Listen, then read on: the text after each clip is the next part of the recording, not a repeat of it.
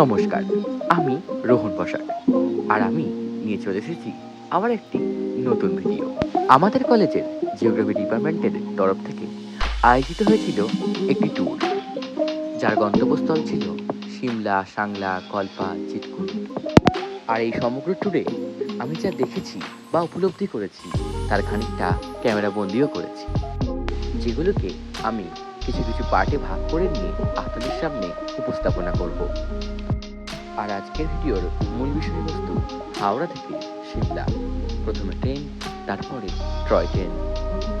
তাই আর দেরি না করে এবার শুরু করা যাক আজকের video. Howrah to Shimla journey with eyes of Rohan. এখন বাজে রাত 8টা। আমরা সবাই হাওড়া স্টেশনে জমায়েত হয়ে গেছি।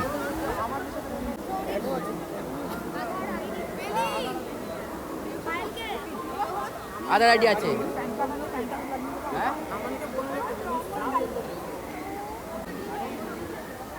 কি গো মা, ভিডিও করছো?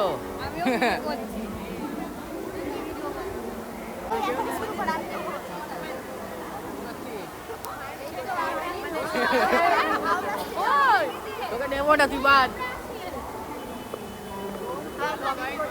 অলওয়েজ ব্যবসা করে, অলওয়েজ ব্যবসা করে, সমাজে ভালো লাগে তো। আয় আয় আয়। আমাকে বাদ করে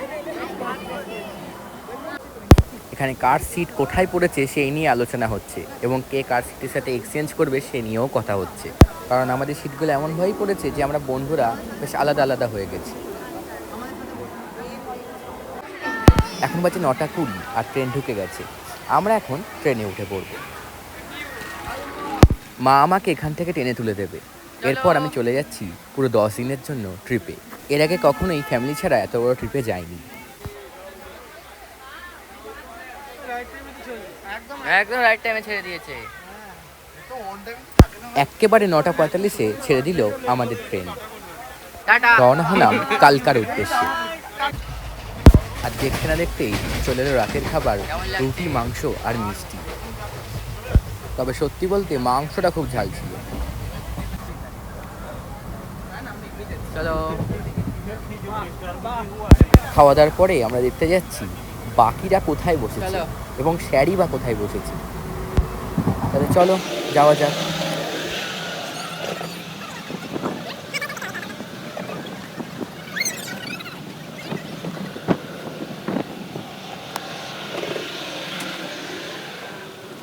প্রায় 3 কোচ পেরিয়ে আমরা এলাম স্যারেদের কাছে।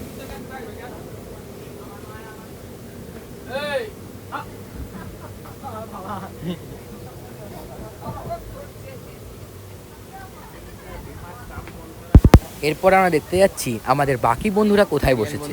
স্যার কি বললো?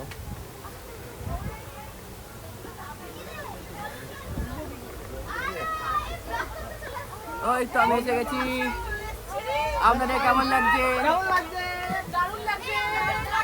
আমি পাইতে দিও, আমি কথা বল বল কিছু বলার কি? খুব মজা হচ্ছে। খুব মজা হচ্ছে তো? ঠিক আছে, খুব ভালো লাগছে। ঠিক আছে ঠিক আছে। এই দেখো বন্ধুরা, এখানে লুডো খেলছে এরা। হাত পাকার মধ্যে লুডো চালছিল। এটা দিয়াসার বুদ্ধি। এই হচ্ছে কালপিট। এই দেখুন কালপিট গুলোকে। তুমি কি বলছো? আমরা এখন বর্তমান ঢুকছি, বর্তমান ডুবে গেছি। বর্তমান ঢুকবো এইবার। আচ্ছা বলো তুষার, তুমি কি বলছো? আমি বলতে চাই দুর্ভাগ্যবশত আমি সিংহের খাঁচায় পড়েছি। দয়া করে আমরা উদ্ধার করুন। ভারতীয় সরকারকে এই ব্যাপারে যত শীঘ্র সম্ভব খবর পাঠান, আমাকে রক্ষা করুন। আপনার সিংহকে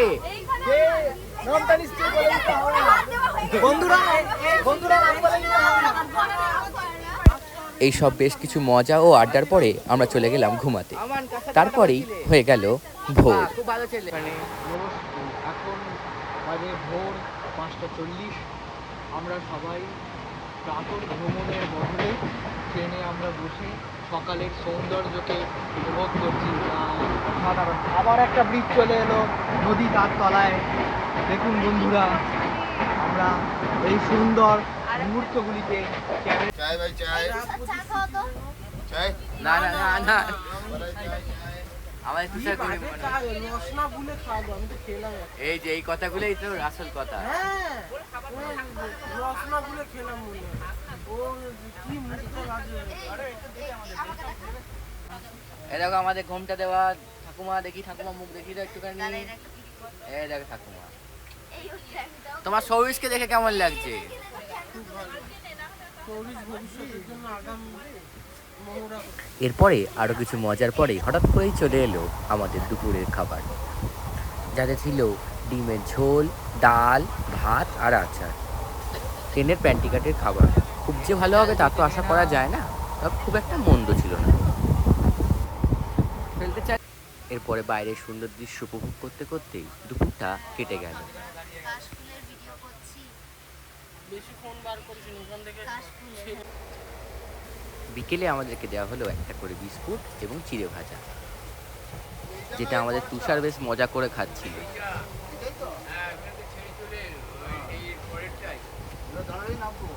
তারপরে দেখতে দেখতেই হয়ে গেল সন্ধ্যা। আমরা পেরিয়ে গেলাম দিল্লির লালকেল্লা। এটা হলো লালকেল্লা। বন্ধুরা, আমরা এখন লালকেল্লা পেছন দিক থেকে।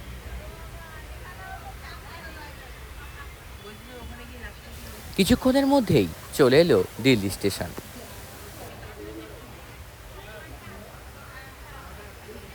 আর দিল্লি পেরোনোর কিছু ঘন্টার মধ্যেই আমাদের নেতাজি এক্সপ্রেস আমাদের পৌঁছে দিল কালকা স্টেশনে। আমরা এখন কালকাতে নেমে টয় ট্রেনের উদ্দেশ্যে এগিয়ে যাচ্ছি। এখন বাজে 4টে আর আমাদের টয় ট্রেন 6টার, তাই আমাদের ততক্ষণ ওয়েট করতে হবে।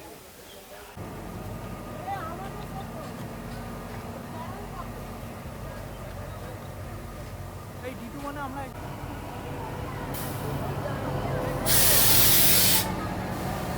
আমরা এবার টয় ট্রেনে উঠে পড়লাম। যে সিট ভালো করে বেছে নেওয়ার চেষ্টা করছিলাম। আর কিছুক্ষণের মধ্যেই ছেড়ে দিল আমাদের টয় ট্রেন। আর শুরু হয়ে গেল সুন্দর দৃশ্য উপভোগকারী এক টয় ট্রেন যাত্রা। পাহাড়ের বুক চিরে ধীরে ধীরে এগিয়ে চলেছে টয় ট্রেন, আর আমি জানালার পাশে বসে মুগ্ধ হয়ে দেখছি তার অপার সৌন্দর্যের খেলা।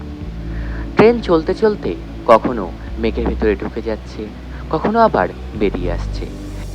মেঘের ছোঁয়া লেগে মন যেন অবিরাম এই মায়াময় পৃথিবীকে হারিয়ে যেতে চায়।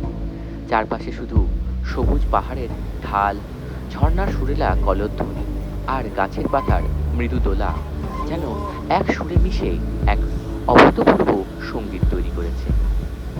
এই ট্রেনের যাত্রা এক অনন্য অভিজ্ঞতা, যা জীবন থেকে সব ব্যস্ততা দূরে সরিয়ে মনকে এক অদ্ভুত প্রশান্তি জগতে নিয়ে যায়।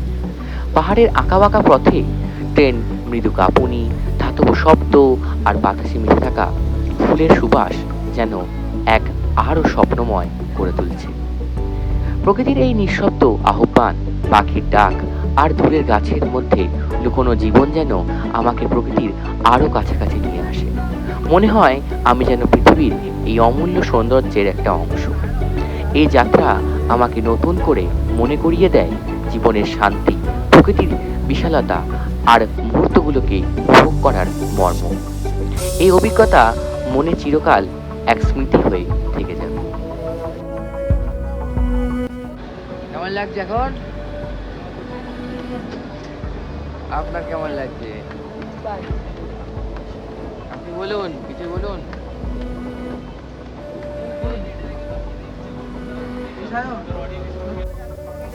কিছুক্ষণের মধ্যে পৌঁছে গেলাম টয় ট্রেনের দ্বিতীয় স্টেশনে।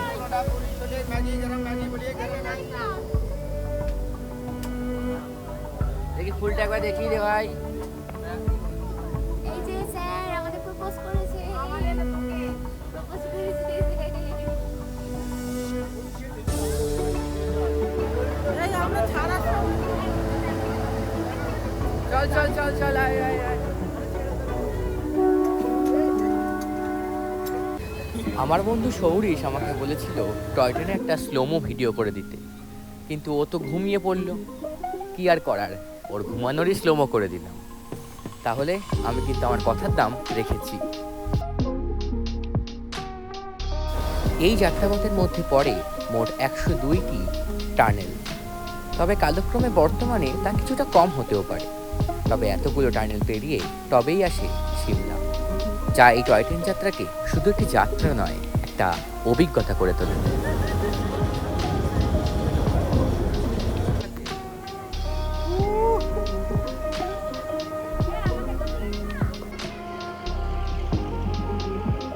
ছ ঘন্টাব্যাপী সুন্দর এই যাত্রাটি করে আমরা এখন নামলাম সিমলাতে।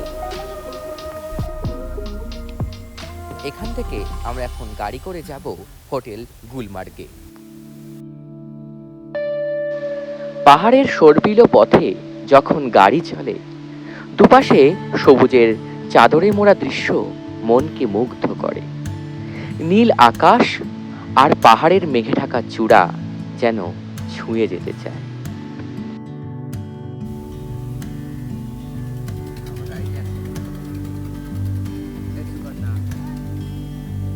এভাবেই বেশ কিছুটা আনন্দ করতে করতে আমরা পৌঁছে গেলাম হোটেল গুলমার্গে।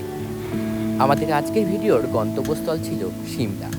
এই সিমলায় এসে আমরা কি কি দেখলাম, কি কি করলাম, কিরম লাগলো সিমলা, এবং তারপরেই বা কোথায় গেলাম, সেই সবটাই আসবে আমার পরবর্তী ভিডিওয়ে। তাহলে আজকের ভিডিওটা